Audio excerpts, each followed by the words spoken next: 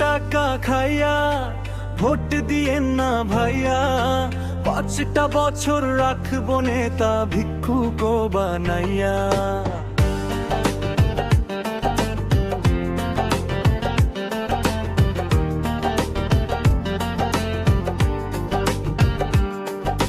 যোগ্য যারে মনে হবে দিয়েন তারে ভোট, দেশের দশের কথা বলবে থাকুন না তার জোট।